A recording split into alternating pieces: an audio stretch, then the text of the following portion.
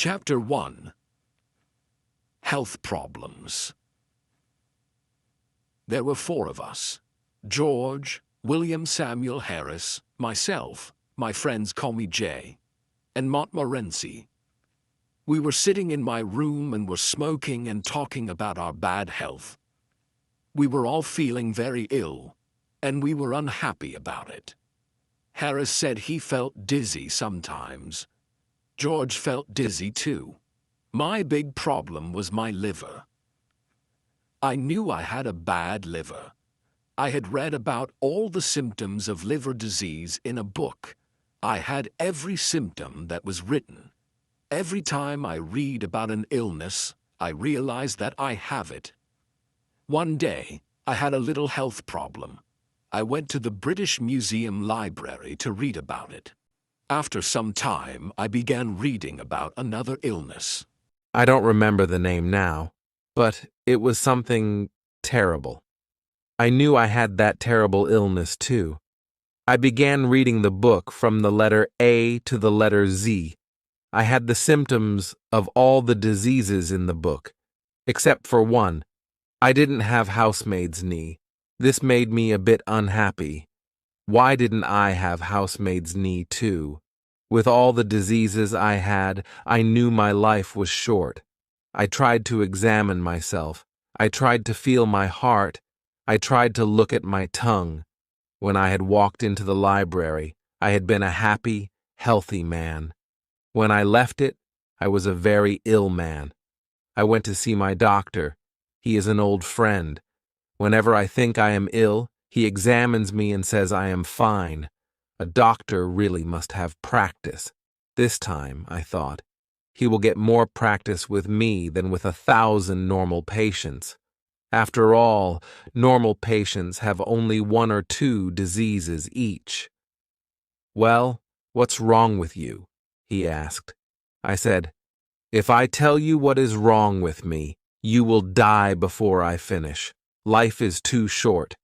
I'll tell you what is not wrong with me. I don't have housemaid's knee, but I have everything else." I told him about what I had read at the library. He looked at me carefully. He listened to my heart and looked at my tongue. After that, he wrote a prescription and gave it to me. I put it in my pocket and went out. I didn't read the prescription. I took it to the chemist's and gave it to him. He read it and gave it back to me. He said, "I don't have the things on the prescription." "But you're a chemist, aren't you?" I asked. He said, "You're right, sir. I'm a chemist. I don't have a shop and a hotel." I read the prescription. It said, every 6 hours, lb of good, fresh meat, pint of beer, every morning, 10-mile walk, go to bed no later than o'clock each night, and don't read books about things you don't understand. I followed the doctor's prescription. It saved my life.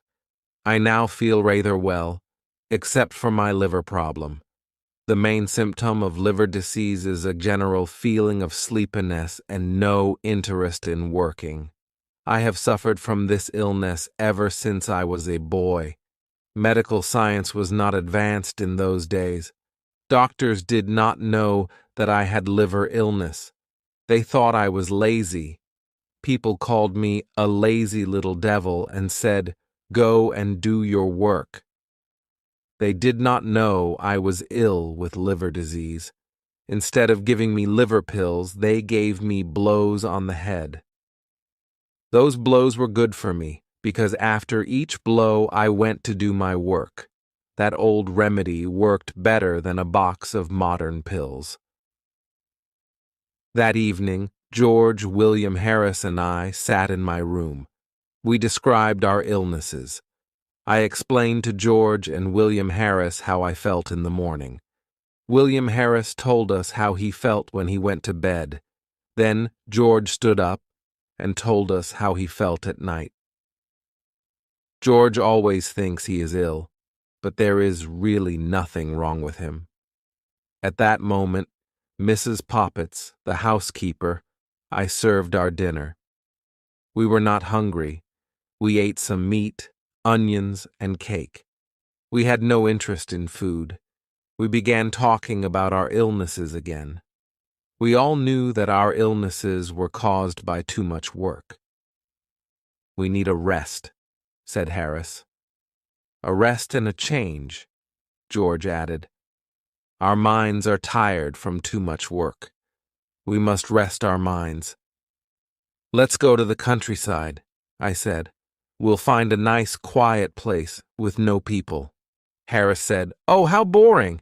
In the country, everyone goes to bed at 8 o'clock. You can't even find a newspaper.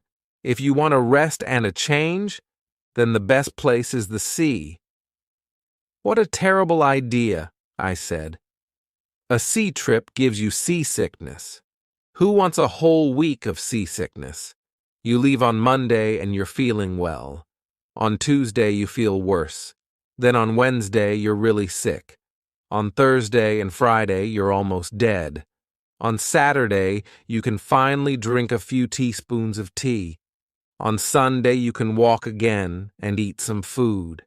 Then on Monday you're happy because it's time to get off the boat."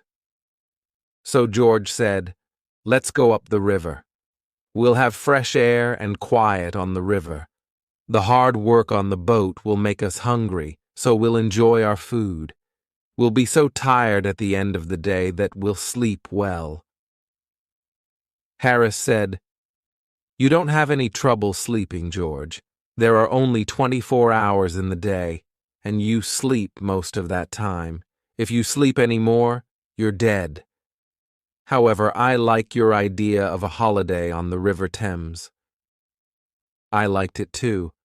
George was surprised that we both liked his idea. The only one who didn't like the idea was Montmorency, my fox terrier. He looked at us with his big eyes. "You like the idea, but I don't," his face said. "On the river there's nothing for me to do. I don't like looking at the trees. I certainly don't smoke. If I see a rat, you won't stop the boat so I can run after it. When I'm asleep, you'll probably rock the boat and I'll fall into the river. The whole idea is stupid." We were 3-1, so we decided to go on the river trip. Chapter 2. Planning the trip. We looked at the maps and we discussed plans. We decided to start from Kingston the following Saturday. "Harris, you and I will go to get the boat at Kingston," I said. "Then we'll take it up the river to Chertsey, where we'll meet George. George works in the city until the afternoon. George goes to sleep at a bank from 10 o'clock to 4 o'clock, Monday to Friday, except on Saturdays. On Saturdays, they wake him up at 2 o'clock and put him outside the door." The next problem was where to sleep at night. George and I didn't want to sleep at inns. We wanted to camp out in the middle of nature. "How beautiful," we said. "Sleeping in the country, under the stars, by the river." "I can imagine it all," I said. There is a golden sunset. The river is moving along quietly. The forest is full of trees and birds. The grass around us is green, and little flowers grow here and there. Soon it is dark. We row our boat into a quiet corner on the river. We put up our tent and cook a simple, healthy meal. We all sit around a warm fire and eat our meal. We look up and see the moon and the stars. Then we sit in silence. How wonderful this is. We go to bed, and then we dream under the stars. We dream that the world is young again. As we all sat there dreaming, Harris said, "What happens if it rains?" There is nothing poetic about Harris. He is not romantic at all. If Harris ever has tears in his eyes, He is eating raw onions. If you stand by the sea with Harris and say, "Listen to the sounds of the sea," can you hear spirits singing sad songs, the songs of those who died in these waters? He will take you by the arm and say, "I understand, my friend. You're not feeling well. Now come with me. I know a place around the corner here where you can get some good whiskey. You'll feel better soon." Harris always knows where you can find a good whiskey. Harris was right about camping out when it rains. It's not nice at all. Just imagine, it is evening. You are all wet. There is water in the boat and all your things are wet. You find a place on the riverbank. You get out of the boat and pull out the tent. Now 2 of you try to put it up. The tent is wet and very heavy. It is raining hard. The wind is blowing. The wet tent flies about. It falls on your head and makes you angry. It is difficult to put up a tent in good weather. It is impossible to do so in wet weather. The other man is of no help at all. He is a complete fool. The wind continues to blow and the rain continues to fall. You look at the other man and say, "What are you doing with your side of the tent?" "What are you doing?" he answers. "Don't pull on your side," you shout. "I didn't pull. You pulled," he shouts. "You're doing everything wrong," you shout. "What?" he shouts. "I can't hear you." "You don't know how to put up a tent. We'll never put up this tent," you say. At this point, the third man has pulled the boat out of the water. He is completely wet. He wants to know why the tent isn't up yet. Everyone is wet and angry. Harris was right. Camping out in rainy weather is not a good idea. We decided to camp out in good weather and sleep at an inn or a hotel in bad weather. Montmorency agreed with this decision. He likes inns and hotels. Montmorency doesn't like the quiet life. He prefers noise and confusion. He looks like a good, well-behaved dog. But he's not. When you look at Montmorency, you see an angel from paradise in the form of a small fox terrier.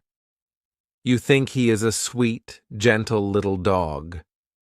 When old ladies and gentlemen look at him, tears come to their eyes. When he killed 12 chickens, and I paid for them, I changed my opinion of Montmorency.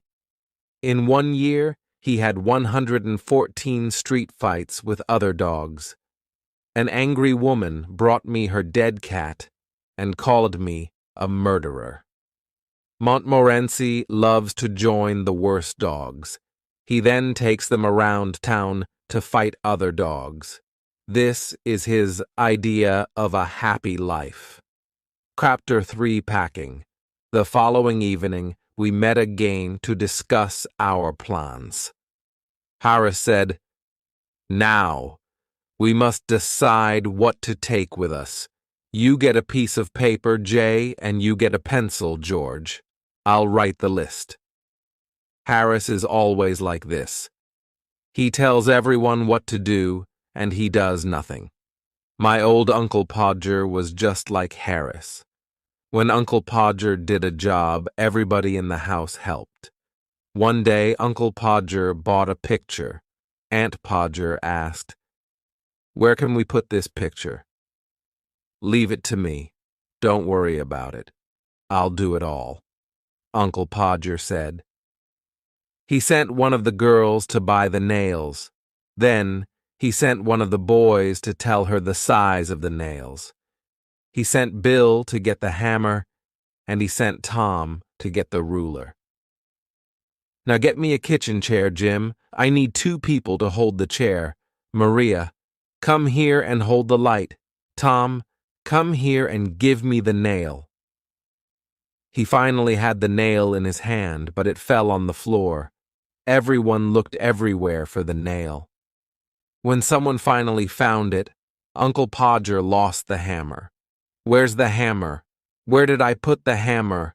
Help me find the hammer.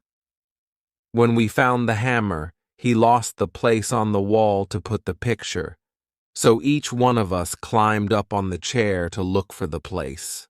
Each one thought it was a different place. When Uncle Podger climbed up on the chair, he fell on the piano. Aunt Podger was very angry. She said, "The next time you put a picture on the wall, please tell me. I'll go and spend a week with my mother." Uncle Podger tried again and again. At midnight, the picture was on the wall. However, it was not straight. The wall was dirty. Everyone was tired and unhappy. Uncle Podger looked at the picture and said, "It was such an easy job." I told Harris, "You get the paper and pencil. George will write the list and I'll do the work." The first list was too long. We threw it away. We started another list. In order to travel to the north part of the River Thames, we need a small boat, George said. With a small boat, we can carry only necessary things. We won't take a heavy tent. We can put a canvas cover over the boat at night. It will be like a little house, warm and comfortable. We made a list of all the clothes we needed. George said he knew everything about the right clothes for a trip. We discovered later that this wasn't true. We talked about food next. George said, "Let's continue with breakfast. For breakfast, we'll need a frying pan." "That's quite difficult to eat," Harris said, smiling. "Stop being stupid, Harris," I said. "Let's continue," said George. "We'll need tea, sugar, eggs, bacon, bread, butter, and jam. For lunch, we can take biscuits, cold meat, and fruit, but no cheese. The smell of cheese is too strong. After a day or two, everything will smell of cheese. For dinner, we can take meat pies, fruit pies, tomatoes, and green vegetables. This good food will keep us healthy," George said. "We didn't take wine or beer because they both make you sleep." George continued, "We'll also need a teapot, a pan, and a camping stove. We don't want a paraffin oil stove." "Oh no, not a paraffin oil stove," I said. We once took a paraffin oil stove. It was horrible. The smell of paraffin oil was everywhere. The river smelled of paraffin. The wind smelled of paraffin. Even the sunset smelled of paraffin. When we visited the town of Marlow, it smelled of paraffin too. Even the church of Marlow smelled of paraffin. The countryside for miles around smelled of paraffin. We decided never to take a paraffin oil stove again. The next day, we bought everything we needed. We met in the evening to pack our suitcases. We got a large suitcase for the clothes and 2 large hampers for the food and utensils. I am very good at packing. Packing is one of those things that I do best. "I'll organize the packing," I said to George and Harris. They agreed. George sat in the armchair, and Harris put his feet up on the table. This was not what I had intended. I wanted to organize the packing, not do it. I wanted George and Harris to do all the work. However, I didn't say anything. I started packing the clothes. It took a long time, but I finally finished. I sat on the big suitcase to close it. George and Harris watched me. "Aren't you putting the boots in?" asked Harris. "I had forgotten them." "Why didn't you tell me before?" I said. Harris said nothing. George laughed. I was furious. I opened the suitcase again and packed the boots. Then, an awful idea came to me. Did I pack my toothbrush? I started looking for it. I took everything out of the suitcase. I found George's toothbrush. I found Harris's toothbrush. But I didn't find mine. In the end, I found it inside a boot. I packed everything again. When I finished, George asked me, Is the soap in the suitcase? I don't care about the soap, I answered. I sat on the big suitcase again to close it. Then I remembered that my cigarettes were in the suitcase. I opened it again and finally closed it at 10:50 p.m. There were still the 2 hampers to pack. Harris and George decided to pack them. I sat down to watch. Chapter 4. Ready for the trip. There were dishes, cups, bottles, pans, tomatoes, cakes, and many other things to pack in the hampers. As soon as George and Harris started packing, they broke a cup. And this was just the beginning. George is the worst packer in the world. When George dies, Harris will be the worst packer in the world. They walked on things and broke them. Harris put a big jar of jam on top of a tomato and crushed it. George stepped on a big packet of butter, and Harris sat on it. Soon there was butter everywhere. They packed the pies in the hamper. Then they put heavy things on top of them.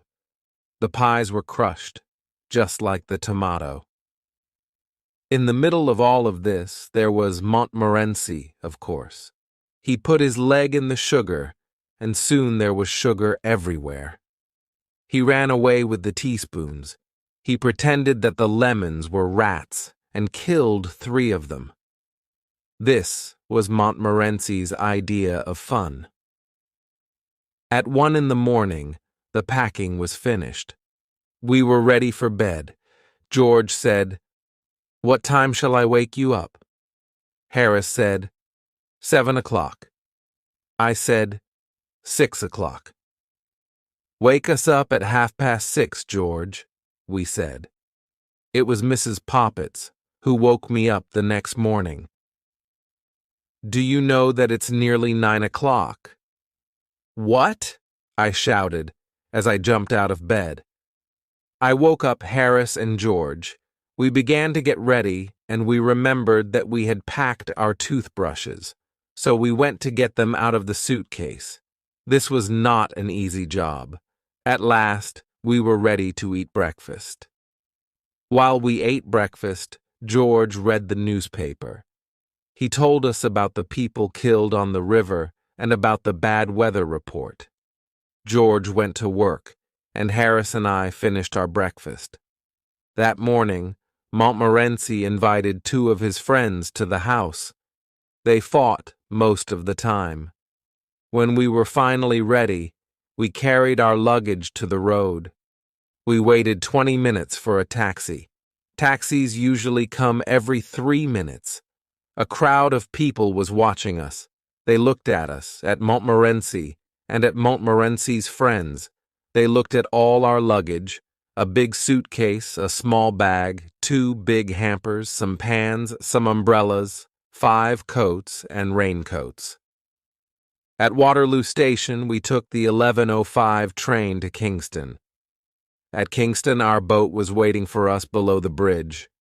Harris and I put our luggage in it. We got on the boat happily, but Montmorency was worried. Harris took the oars, and we started our 2-week trip on the River Thames. Harris was wearing a red and orange blazer. It was a beautiful, sunny day.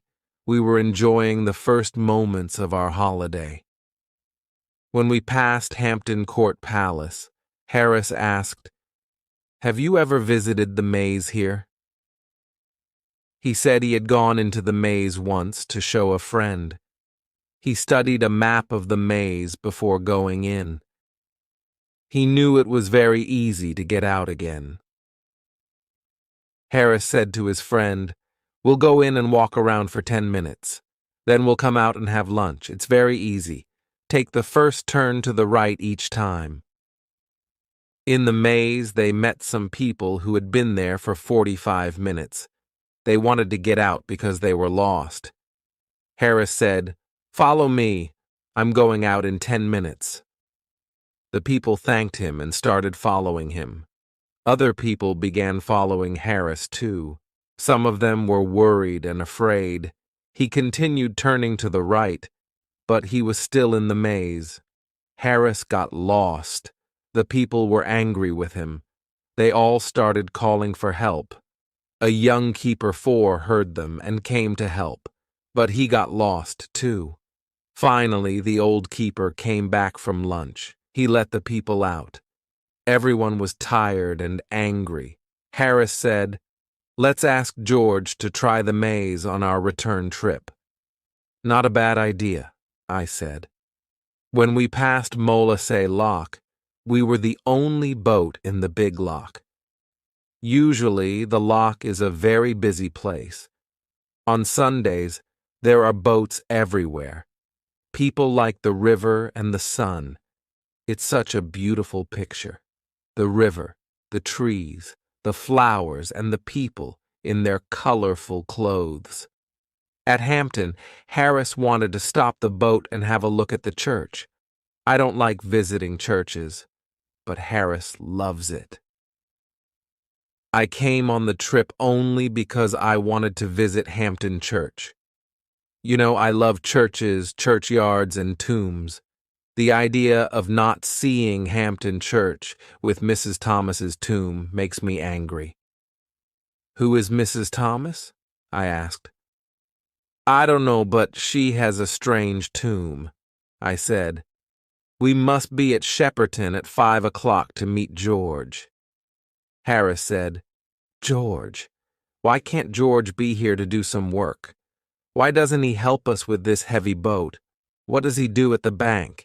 He sits behind a piece of glass all day and does nothing. I work. Why doesn't he work? I'm going to have a drink." "There are no pubs near here. The nearest pub is far away," I said. "What? We'll all die of thirst. No pubs." "If you're thirsty, we have water in the boat," I said. "Water! Water makes people ill," he said. "However, I am very thirsty, and I must drink something." So he took the bottle and drank some water. Chapter 5 first, day on the boat, we stopped at Kempton Park and had lunch under the trees. QE. Good food always calms Harris. We reached Sunbury Lock at 3:30. We then went to Walton, which is a historical town. Julius Caesar stayed there with his soldiers. Queen Elizabeth I stayed there too. You can never escape from that woman. She was everywhere. Next, we came to Halliford and Shepperton. There is a tomb in the Shepperton churchyard with a poem on it. I was afraid Harris wanted to stop and visit it. I saw him looking at the church as we passed near it, so I moved the boat suddenly, and Harris's cap fell into the water. He pulled it out and was angry with me. Fortunately, he was worried about his wet cap and forgot about the church. As we came to Weybridge, the first thing we saw was a colored blazer. When we got closer, we saw that George was inside the blazer. Montmorency started barking furiously. Harris and I shouted loudly. George waved his cap and shouted too. The lock keeper I ran out, because he thought someone had fallen into the water. When he saw that no one was in the water, he returned to his work. Now that George was on the boat, we decided to make him work. He did not want to work, of course. "I had a bad day at the bank," George said. Harris, who was a little cruel, said, "Now you're going to have a bad day on the river. A change is good for you. It's healthy. Come on, get out of the boat and tow." George didn't know what to say. After a moment, he said, "It's better if I stay here and prepare tea. It's very difficult to prepare tea, and you look tired." We didn't answer. We gave him the rope. He started walking and pulling the boat. I remember that George once saw a young couple who were walking by the side of the river. They were pulling a rope behind them. and they were talking. They didn't notice that there was no boat at the end of the rope. They had probably had a boat at the end of the rope when they started, but they had lost it. When George saw this, he took the rope out of the water. Then he tied it to his own boat. So, the young couple towed George and his 3 fat friends up to Marlow. When they looked back, they saw that they were towing a boat that was not theirs. The young man was surprised and angry. The young lady said, "Oh, Henry, where is Aunt Mary?" No one knew what happened to Aunt Mary. The most exciting thing is to let girls tow your boat. You always need 3 girls. 2 of them hold the rope. The third one runs around and laughs all the time. When they are finally ready to pull, they start running. They pull the boat too fast, and they are soon tired. They sit down on the grass to rest and laugh. While they rest, your boat goes out into the middle of the river. "Oh, look," they say. "The boat's gone to the middle of the river." They laugh, jump up, and start pulling it again. Then one of them decides to stop because she needs her hat. Then another wants her red shawl. Now one of them needs a comb for her hair. The other wants her handkerchief. This goes on for most of the afternoon. It is never boring when 3 girls tow a boat. George towed us to Penton Hook. We stopped there and decided to spend the night on the boat. We found a pretty place. We tied our boat to a big tree. We were all hungry and we wanted to eat. However, George said, "No, let's put the canvas cover on the boat first. It will only take a few minutes." It looked simple, but it wasn't. There were 5 metal rods. You put them into special holes in the side of the boat. I didn't think this was dangerous work, but it was. I'm surprised that we are still alive to tell the story. First of all, the metal rods did not go into their holes. We jumped on them, kicked them, and pushed them. When the rods were in their holes, we tried to put the canvas cover on the boat. George took one part of the cover. He tied it at the front of the boat. Harris stood in the middle to help George with the cover. George did his job well, but Harris was completely confused. After 10 minutes of hard work, Harris was inside the cover. He was fighting to get out. He accidentally knocked George down. Now George was inside the cover, too. They fought with the cover. I heard some very bad words. I thought the job must be very difficult. I didn't understand what was happening. George and Harris had told Montmorency and me to stand at the back of the boat. We did exactly that. We waited quietly. We saw the cover moving violently, but we thought this was the correct method. After a long time, we heard George shout, "We can't breathe under here. Why don't you help us, you idiot?" When someone calls for help, I always answer. I went to help them. Poor Harris. His face was almost black. Chapter 6. Harris makes scrambled eggs. As soon as the cover was in place, we started to prepare supper. We wanted some hot water to make tea. We put the tea kettle on the stove.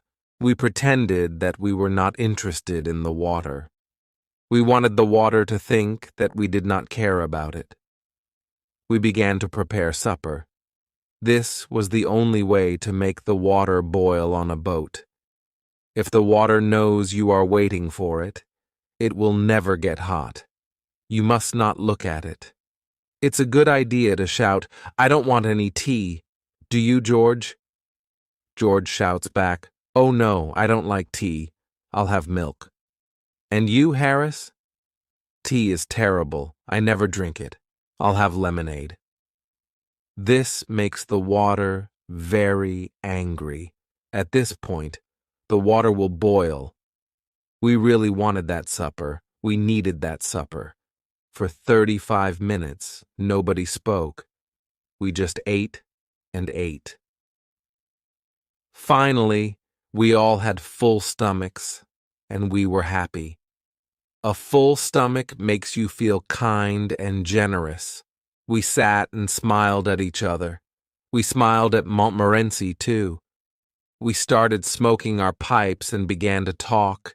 We went to bed at 10 o'clock. I didn't sleep well. I wasn't comfortable in the boat. I woke up at 6 o'clock the next morning, and George did too.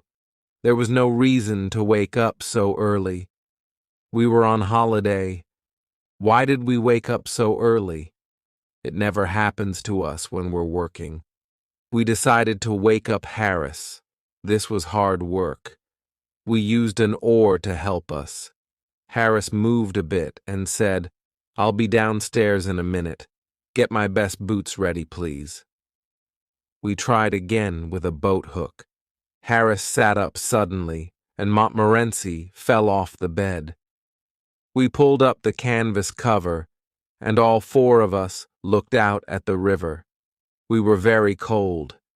We had planned to go swimming, but the water looked so cold and wet. "Well, who's going swimming first?"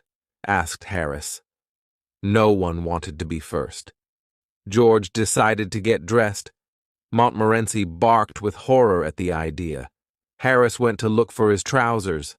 I decided to go to the river bank and throw some water on myself. I held on to the branch of a tree as I moved to the water.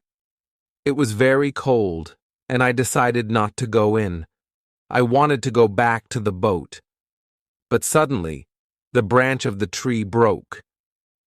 I fell into the river along with my towel. I also drank about a bottle of Thames water.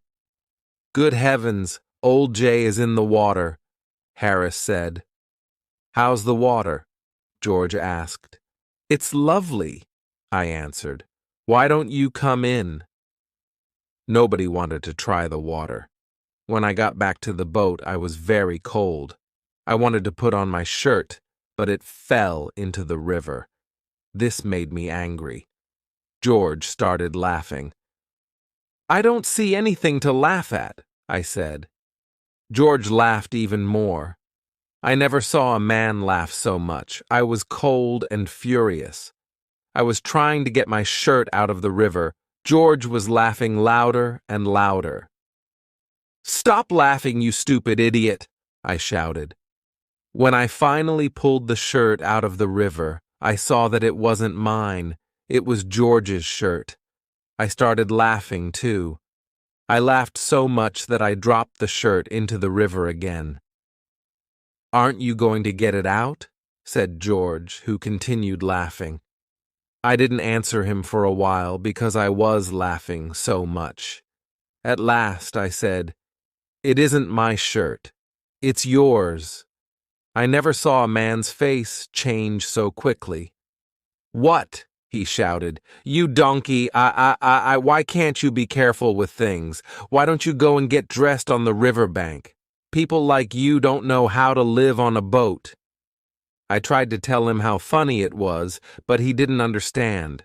George is a little slow at understanding a joke sometimes. Harris said, "I'm cooking scrambled eggs for breakfast this morning. Once people try my scrambled eggs, they always want them." He was quite famous for his scrambled eggs. George and I got the stove and the frying pan ready. Then we looked for the eggs that weren't broken. We found only 6 of them. "Now you can start," we said. Breaking the eggs was difficult for Harris. The eggs got on his trousers and went up his arms. He put 6 eggs into the frying pan. Then he sat down by the stove and mixed them with a fork. George and I saw that it was difficult work. Harris often burnt his fingers. Then he danced around the stove. He waved his hands in the air and shouted. George and I thought that this was an important part of his cooking method. We didn't know what scrambled eggs were. We thought they were some sort of red Indian food, and to cook them correctly, it was necessary to do special dances with magic words. Montmorency went to put his nose over the frying pan once and burnt himself. He too began dancing around and barking. It was interesting and exciting to watch this show. George and I were sorry when it was finished. When the scrambled eggs were ready, there was very little to eat. 6 eggs had gone into the pan, but all that came out was a teaspoonful of burnt eggs. "The problem is the frying pan," Harris said. "I need another type of pan and another stove." We decided not to try scrambled eggs again until Harris had the right pan and stove. Chapter 7. The Laughing Tin. When we finished breakfast, the sun was up and it was a warm morning. I sat on the river bank near Runnymede. I thought about King John, who signed the Magna Carta at Runnymede in II-5. What a great moment in English history. I imagined the scene. George came over and said, "When you finish resting and dreaming, please help me wash the dishes and other things."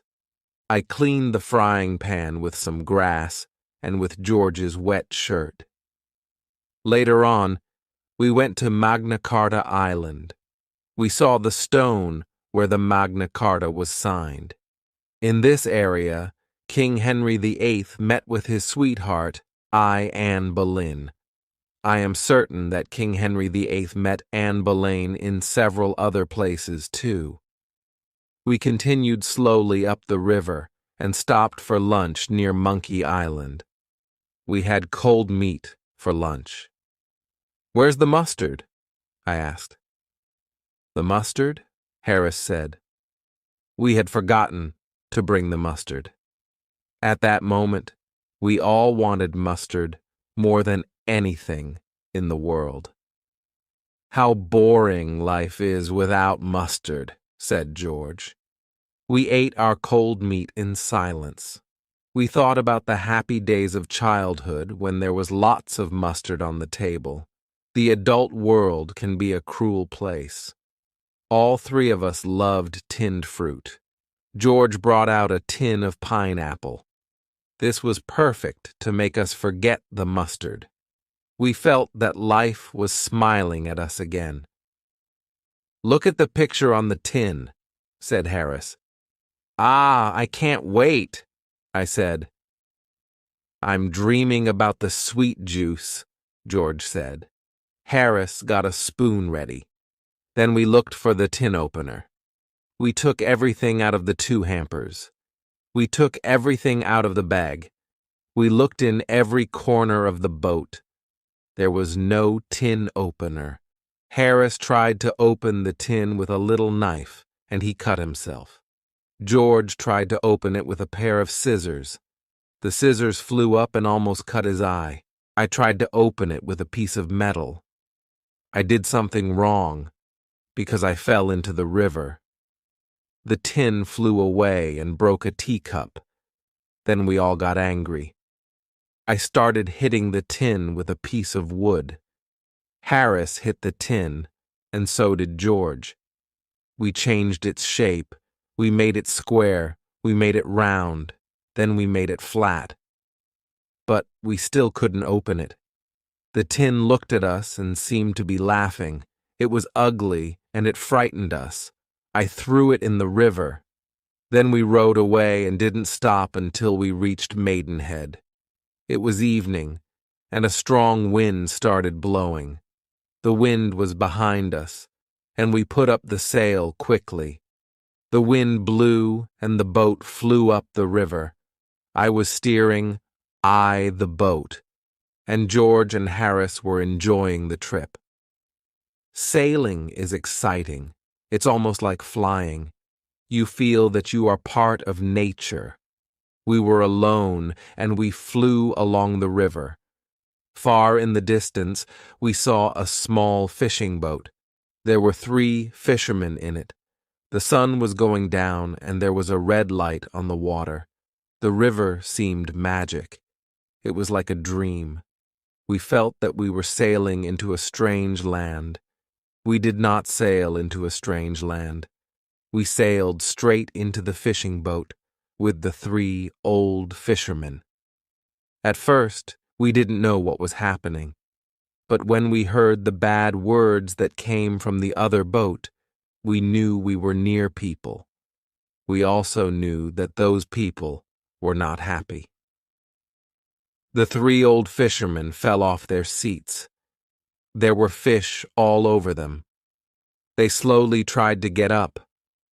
As they did this, they cursed us. They didn't curse us with common curses. They used long, special curses.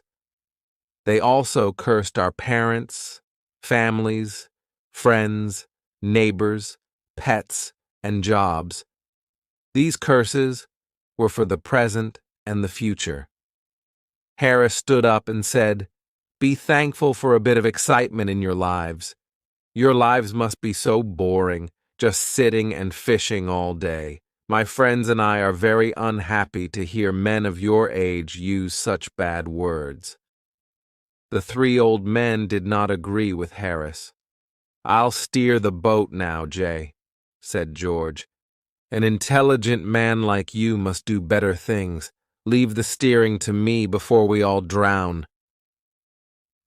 Chapter 8. Montmorency Meets a Cat. At Marlow, we left our boat by the bridge.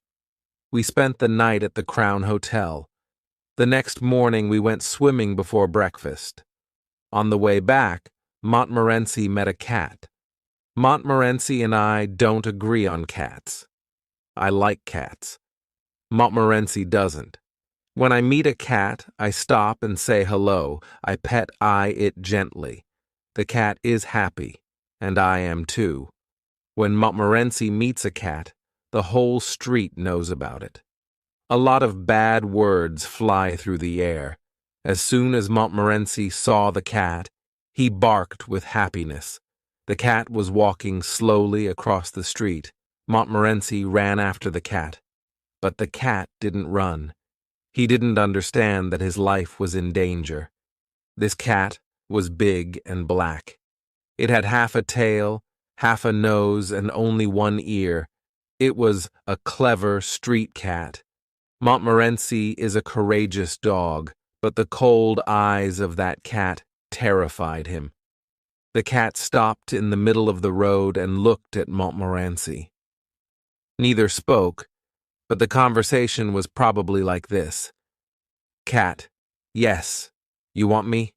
Can I do anything for you?" Montmorency, "No, no thanks." Cat, "If you really want something, please tell me." Montmorency, walking backwards, "Oh no, not at all. Don't disturb yourself. I'm afraid I made a mistake. I thought I knew you. Sorry I disturbed you." Cat, "Not at all. It's a pleasure. Are you sure you don't want anything now?" Montmorency, still walking backwards, "No, thanks. Nothing at all, thanks." "Very kind of you." "Good morning." Cat, "Good morning." The cat got up and walked away. Montmorency came back and followed us quietly. He was silent all day long. To this day, if you say the word cats to Montmorency, he'll stop walking. Then he'll look up at you, as if to say, "Please don't." After this, we did our shopping, returned to the boat, and continued our trip up the river. At Hambledon Lock, we discovered that we had no water. We went to the lock keeper to ask for some. George spoke for us. With a friendly smile, he asked, "May we have some water, please?" "Certainly," said the old lock keeper. "Take as much as you want, and leave the rest."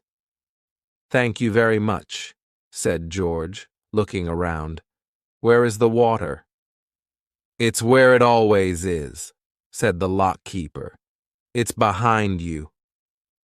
George turned around and looked. "I don't see it." "What? Where are your eyes?" the lock-keeper said. He took George's arm and turned him around. "Oh," George said, "but we can't drink the river?" "No, but you can drink some of it," said the lock-keeper. "I've drunk river water for the past 15 years. "Well, sir, I don't think you look very healthy after drinking all that river water. But thank you anyway," George said. "We left the lock-keeper's place, and we found some waiter at another house. We towed the boat past Henley and stopped near Wargrave for lunch. We were sitting in a green field near the river. Harris was cutting a meat pie. George and I were waiting with our dishes. "I need a spoon," said Harris. The hamper was behind us. George and I both turned around to get a spoon. In 5 seconds, we had the spoon. When we turned back, Harris and the meat pie were gone, disappeared. It was a wide open field. There were no trees nearby. Harris did not fall into the river because the river was far from us. George and I looked all around. Then we looked at each other. "Has he gone up to heaven?" I asked.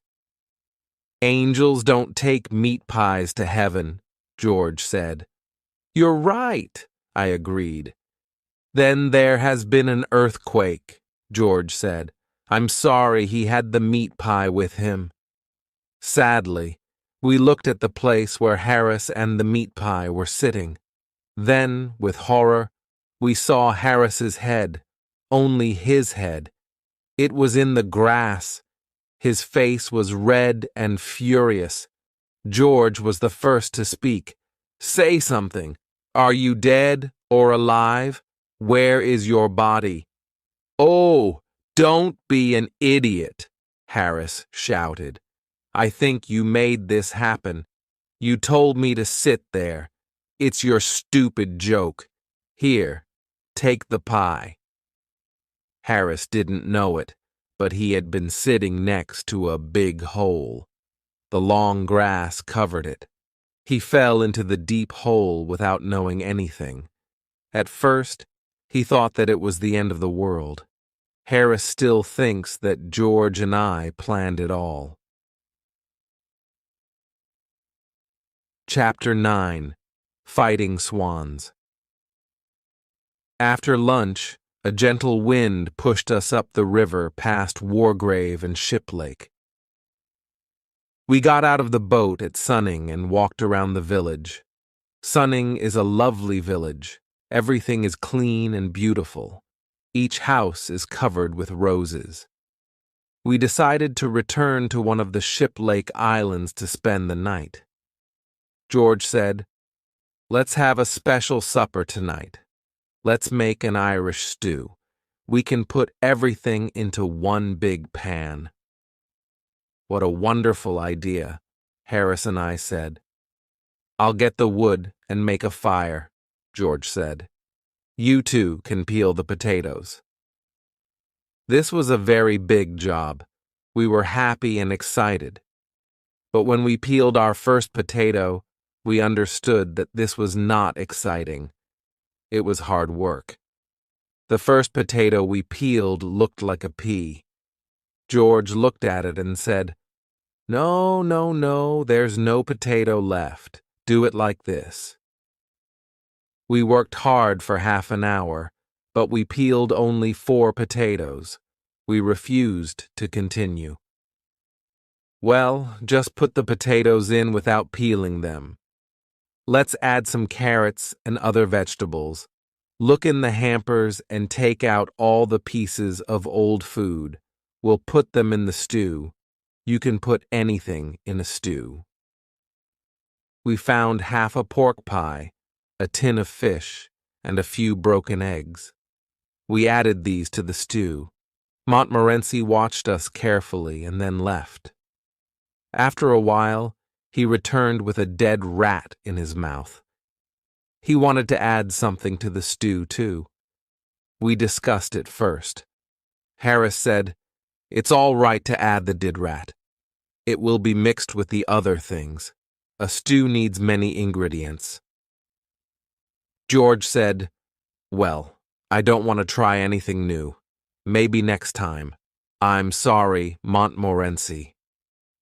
Harris said, "If you never try anything new, you'll never discover things. It's men like you, George, who slow down the progress of our world."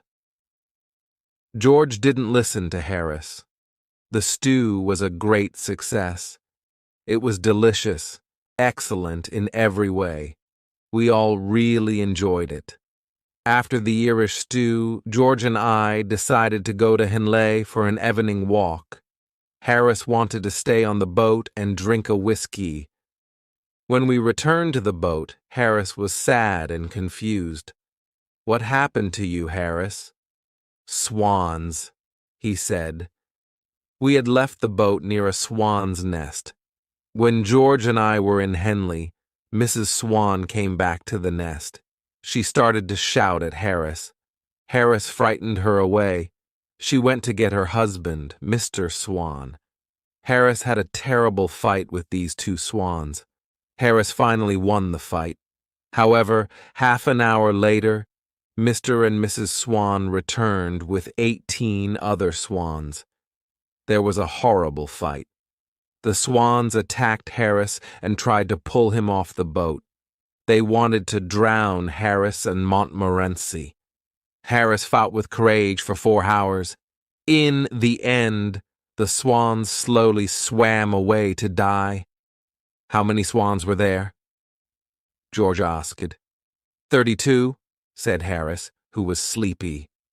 "But you said 18 before," George said. "No, I didn't. I said 12. Do you think I can't count?" We never discovered the truth about the swans. We asked Harris about it the next morning. He said, "What swans?" He thought that George and I were dreaming. That night, Harris had trouble sleeping. He woke me up about 12 times during the night. He was looking for his clothes. George woke you up, too. "Why do you need your trousers? It's the middle of the night," George said.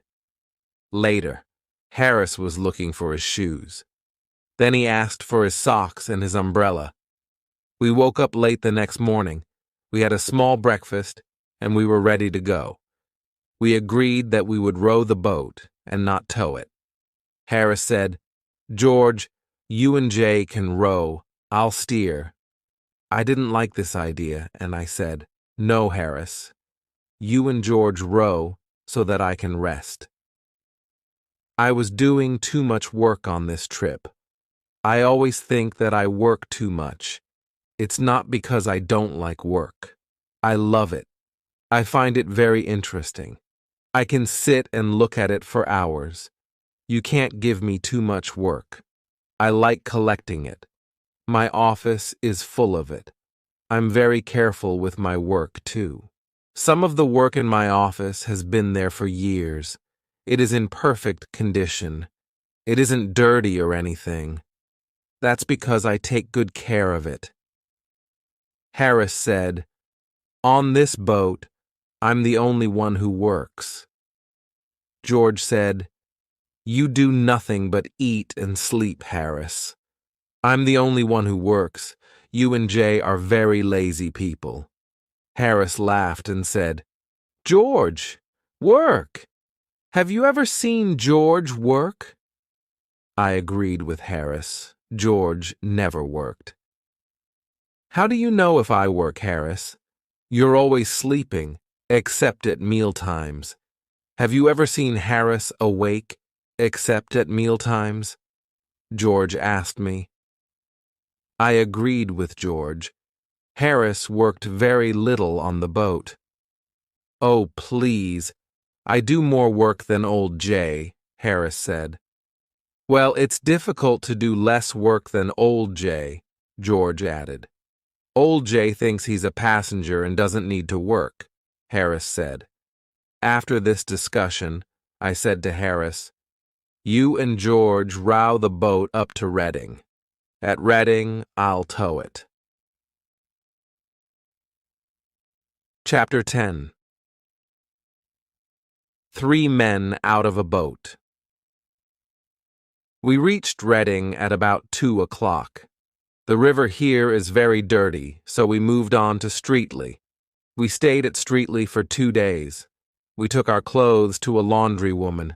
We had tried to wash them in the river, as George told us. The river was so dirty that our clothes collected all the dirt from the water. The river became cleaner, but our clothes became dirtier. The laundry woman was very surprised to see such dirty clothes. She looked at them and said, "This will cost you 3 times the usual price." We agreed and paid her. The river near Streatley and Goring is excellent for fishing. It is full of different types of fish. Some people sit and fish there all day. However, they never catch any fish. The local fisherman's guidebook doesn't say anything about catching fish. It only says that the place is a good fishing area. And it is. You can see many fish swim past, but you can't catch them. When you go for a walk by the river, you can see hundreds of fish. They come and stand half out of the water. Their mouths are open for bread. If you go swimming, they come to look at you and disturb you. You cannot catch them, however. We passed by Wallingford and Dorchester. Both are ancient British towns. In the days of the Roman Empire, the Romans camped here and built fortifications. We spent the night at Clifton Hampton, which is a pretty village. We finally arrived at Oxford and spent 2 excellent days there. Oxford is a beautiful town with its old university. Oxford is also full of dogs. Montmorency was very happy. He had 11 dog fights on the first day and 14 on the second day. He probably thought he was in heaven. We left Oxford on the 3rd day to return home to London. When we left Oxford, it was raining. The rain continued without stopping. When it's sunny, the river is a dream. But when it's rainy, the river is brown and unfriendly. It rained all day. At first, we pretended to enjoy it. Well, this is a nice change. Too much sunshine is boring. Nature is beautiful even when it rains, I said. Yes, Harris said.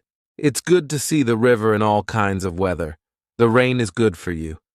I can't understand people who are afraid of a little rain. Harris and I sang songs and we were quite happy. George did not agree. He stayed under the umbrella. We put up the canvas cover before lunch. We left a little opening to see where we were going. We continued our trip for another 9 miles. We stopped for the night at Day's Lock. We did not have a happy evening. The rain never stopped. Supper was not good. We were really tired of cold meat. We dreamt about our favorite foods. Harris talked about fish cooked in a special sauce. Harris gave his cold meat to Montmorency. He looked at it and turned his head. He seemed insulted by Harris's offer. He went to sit at the other side of the boat alone. George said, "Please don't talk about good food until I finish this cold meat." We played cards after supper. After that, we had some hot water and whiskey. George told us about a man he knew. This man had slept on the river in a wet boat like ours. He got very ill and died 10 days later. Of course, we began talking about other illnesses. After a while, Harris said, I've got an awful headache. It must be the rain. Well, I've got a bad backache, I said. To make us feel happier, George sang to us. That made Harris and I cry, and it made Montmorency howl. There was nothing else to do, so we went to bed. We didn't sleep well at all. We were awake at 5 o'clock the next morning. Our second rainy day was the same as the first. It rained all day. We moved slowly along the river. We agreed to continue our trip, even if it killed us. It's only 2 more days, Harris said. We're young and healthy. Maybe we'll be all right. We talked about our evening. With this weather, we can have dinner and take a walk in the rain. Or we can have dinner and spend an hour in a pub, I said. That's not very exciting, said George. It's much more interesting to go to the Alhambra Theatre in London, said Harris. And then have supper at that little French restaurant, I added. But we have decided to stay and die on this boat, said George. However, there's a train that leaves Pangbourne after 5 o'clock. It gets to London in time to eat something and then go to the theater. Everyone was silent. We didn't say one word.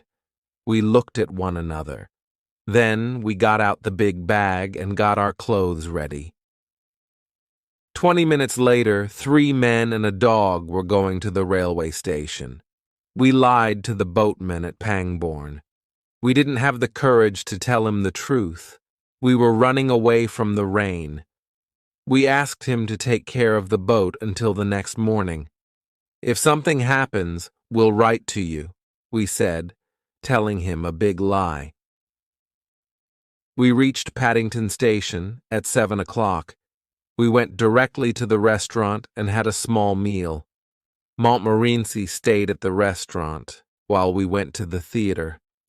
We'll return at 10:30 for the dog and for a good supper, I told the restaurant owner. The man at the ticket office of the theater said, "Oh, you're the famous acrobats from the Himalaya Mountains. You're late for the performance. Please use the side door." We explained to him that we were not acrobats. He understood and sold us 3 tickets. Our clothes probably looked a bit old and strange. At the Alhambra Theatre, everyone looked at our clothes and smiled. Some people laughed. After the theater, we went back to the restaurant. We enjoyed our delicious supper. After 10 days of eating cold meat, we were thankful for this supper. We ate it without speaking. Then we sat back and felt happy and kind. Harris, who was sitting next to the window, pulled back the curtain. He looked at the wet street. It was rainy and dark. The wind was blowing. A few people walked past under their umbrellas. Harris took his glass and said, "Well, we had a good trip, and I say thank you to old Father Thames. But I think we were right to come back when we did. Here's to 3 men well out of a boat." Montmorency stood on his back legs in front of the window. He looked at the wet night and gave a short bark of agreement. The end.